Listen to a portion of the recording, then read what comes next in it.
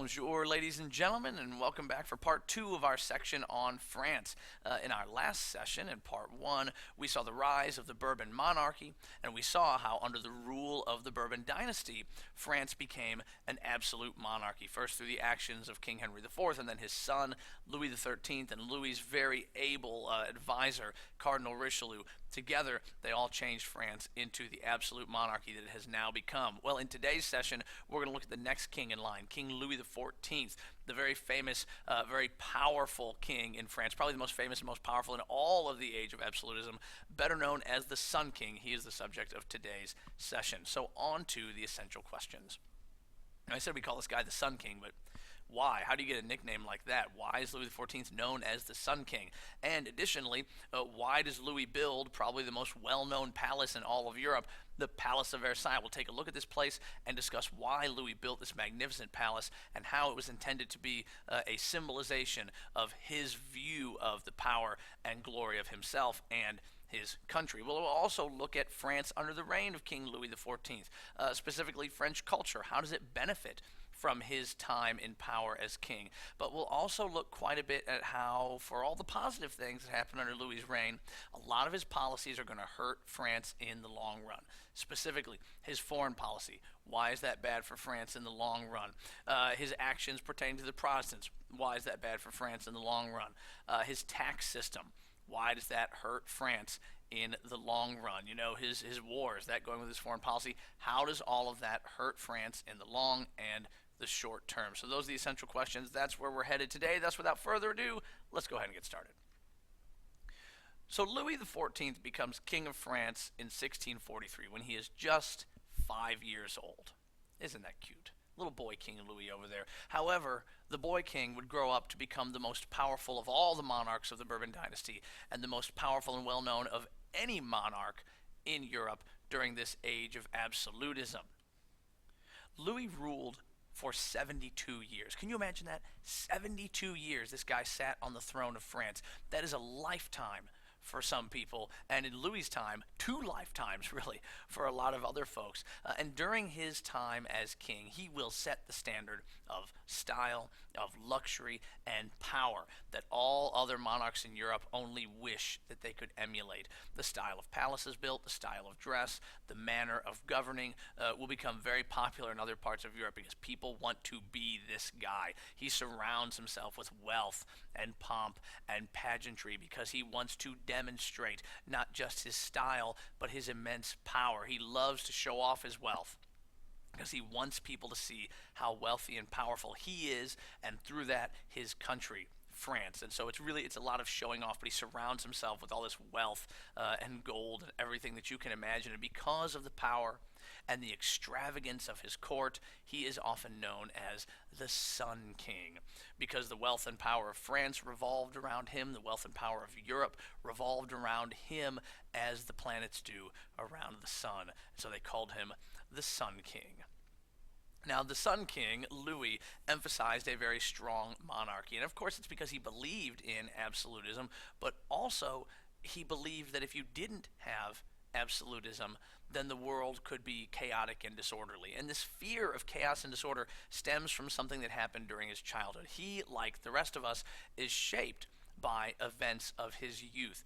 And in his youth, Louis lived through an event in Paris known as the Fronde. The Fronde is sort of like a mini French Revolution, if you will. It was a series of very violent riots and uprisings in which nobles and peasants took control of the city of Paris. The royal government lost control of the capital city, and the rioters actually took over, and they threatened to limit or even topple the monarchy of France. And this is a really scary time for a very young Louis. You can only imagine how this could have been for him. Well, eventually, the Fronde was crushed, but Louis never forgot it. This really stayed with him for his entire life. He never forgot the events in Paris. He never forgot the attempts to limit or topple his royal power, and for him it was always important to keep a very, very tight grip on control as a result of that.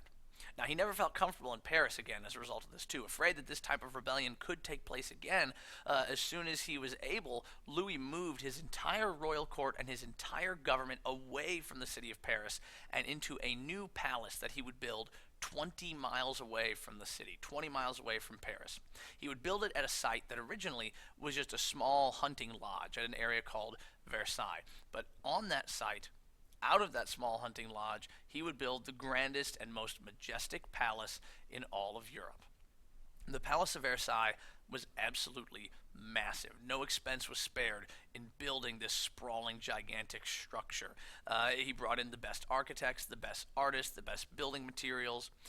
It would have cost to build this probably something roughly equivalent to what it would cost to build a large international airport today. So it was incredibly, incredibly expensive, but Louis didn't care because he wanted this thing to really symbolize the wealth and the power and the glory of France and of its king. He wanted you to be in awe of the structure, whether it was the main entrance or whether it is the sprawling gardens and fountains and private lakes and acres of wooded areas in behind the structure. He wanted you to be in awe of France and of the person who lived in this place. And this was so huge, it was so large, as many as 10,000 people could live very comfortably at the Palace of Versailles. That's a small city right there, folks. That's a small city. But here, far away from Paris, he felt safe from the potential riots and the potential mobs. And as you can see, he lived rather comfortably there. Classic Louis, just surrounding himself in wealth and elegance.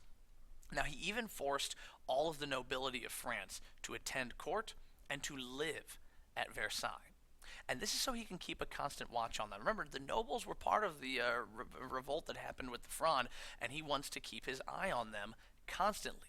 If they live right under your nose, there's not much they can do that you can't see. So he forced the nobility to live there so that he could keep them close and keep a watch on them. And it all goes back to him keeping a grip on his country, a grip on the people living in it, because he feared that if you did not keep that tight grip on power, then it could very easily slip away and chaos and disorder would ensue. Now, under the reign of King Louis XIV, France will enjoy one of its greatest, most brilliant cultural periods. Louis personally puts a lot of money into the arts. He's a great patron of the arts. He opens academies for art and literature and science. And so during this time, France is not only one of the wealthiest and most powerful countries in Europe, but it's really the artistic and intellectual center of Europe. It is really the brightest cultural center on the entire continent. As the Age of Enlightenment is about to ensue, it will be France. It will be the city of Paris that will be the real center of thinking and learning, where all the greatest minds will gravitate towards. And so we've got a lot of great cultural brilliance happening under Louis's reign. But for all that good stuff, I can tell you Louis is going to do a lot of things that are going to hurt France in the long run. And a lot of it starts with his foreign policy. During his reign, Louis maintains a very, very aggressive foreign policy. For many of his 70-plus years in power, France finds itself embroiled in some kind of conflict on the European continent, whether it's a war with the Netherlands, whether it's a war over control of the Spanish throne. They're always involved in some kind of conflict. And he's generally successful in gaining territory, but Louis's wars and their ever-rising economic burden and human cost ultimately would turn many people in France against the Bourbon monarchy. I mean, we know how expensive war can get, especially here in the United States. We know the monetary and the human cost behind it, so you can just imagine that, tenfold under Louis. Constant warfare and the price tag racking up and the human cost racking up, and this will turn a lot of people against his rule. Now, Louis, like his father, quite honestly, and Cardinal Richelieu there as well, was very suspicious of the Huguenots, the French Protestants, Calvinists. Remember them? And he sees them as a threat to his rule. But at the very least, his father and Richelieu kept the Edict of Nantes in place, kept the Protestants happy with that law that gave them equal rights and right to worship. But Louis does not share that same feeling. In 1665, he repeals the Edict of Nantes, the law that was put forth by his grandfather Henry IV to give religious equality and toleration to all in his country. Because he does not trust the Protestants, he gets rid of the Edict of Nantes. And now Huguenots can no longer practice their religion. Protestantism is no longer legal. And on top of that, as part of the revocation of the Edict of Nantes, the children of Protestants were now required to be educated in the Catholic faith. What does that mean? It means you're trying to eradicate Protestantism by starting with the younger generation. You're not going to change the adults, but you start indoctrinating the kids. they're not Protestants, they're taught as Catholics, and they grow up and become Catholics. So you target the children as a means of wiping out that belief system. And so many Huguenots, simply realizing they are not welcome in France, just left. And why not? A mass exodus of thousands and thousands of Huguenots simply leave the country. And maybe, if you're Louis, or maybe if you are, a Catholic staunch person who doesn't like Protestants, you're thinking good riddance to bad rubbish. But a lot of these Huguenots, a lot of these Protestants that are leaving are wealthy individuals, or very skilled individuals, or merchants. And when they leave France, you know what else leaves? Their money. Their money leaves with them. Their tax revenue leaves with them. And so this mass exodus of Protestants really severely weakens the French economy. And the French economic woes are made even worse by a very antiquated and unjust tax system that France has had in place for centuries. You see, under French tax law, it is the common people, that is to say, the middle class and the poor people who aren't nobles, the common people, they pay all the taxes in France, while the nobles, the clergy, government officials, the wealthiest individuals, they pay no taxes at all. Now, to be fair here, the common people make up 97% of the population, and so you still have a vast majority of people paying taxes, but those people who have the most wealth in terms of the nobility and the clergy and government officials, they pay absolutely nothing, while the tax burden, the heaviest burden of all, falls on generally the poorest population. This type of taxation continues to hurt the French economy, but think about what this is going to do to the image of the monarchy and people's feelings towards the monarchy. Not only is this hurting the French economy, but this is creating even more opposition to Louis's rule and to that of all future Bourbon kings. So for the good stuff that Louis is doing, we have to give him props for that, but he's also hurting France and laying a heavy burden on all future Bourbon monarchs through his own actions. So in sum, France becomes a leading cultural, political, and military power under King Louis XIV. We can't sell him short. Okay, France is a major power in a number of areas during his reign. But in the long run, the Sun King's wars and his government policies leave the country in near financial ruin. They are practically broke. Within a generation or two, they'll be completely bankrupt. By the time of Louis's death, you've got peasants and nobles and the middle class. They're all angry. They're all greatly dissatisfied, placing France on the brink of a really nasty revolution in the years to come.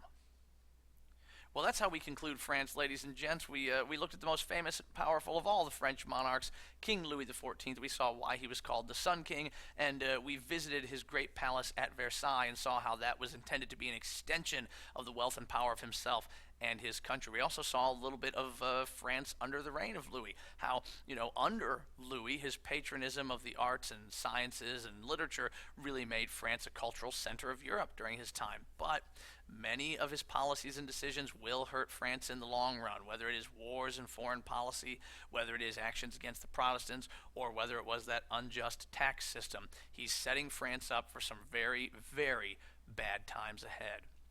Well, guys, those were the essential questions. Make sure you study them. Make sure you read them. Be ready to talk about them the next time that we meet. And as always, until that time, I bid you farewell.